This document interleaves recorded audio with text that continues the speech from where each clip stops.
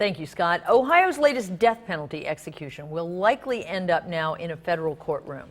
Dennis McGuire's children plan to file suit after the state used a new two-drug combination they called torturous. I watched his stomach heave.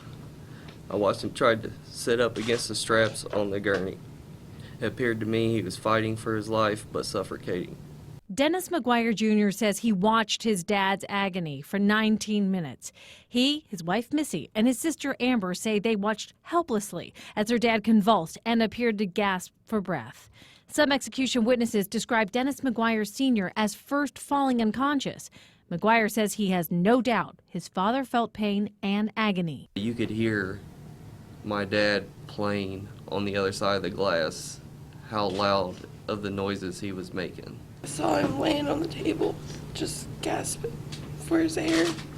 His head kept coming up, and his mouth was wide open, and he's making all kinds of horrible noises. The McGuire family spoke while sitting in their lawyer's office, lawyers that are putting together a federal lawsuit to be filed in a few days. They call McGuire's death by the previously untried two-drug combination a violation of the 8th Amendment, which prohibits cruel and unusual punishment. The question is whether or not the state of Ohio should duplicate the actions of a criminal. And our answer is no.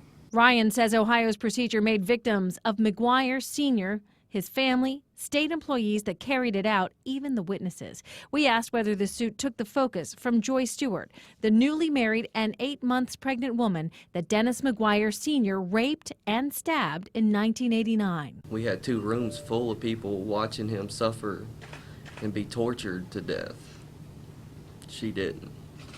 And I'm very sorry for what happened to her. The McGuire family expects the lawsuit to be filed next week. Meanwhile, they are asking for an immediate injunction against the death penalty in Ohio. January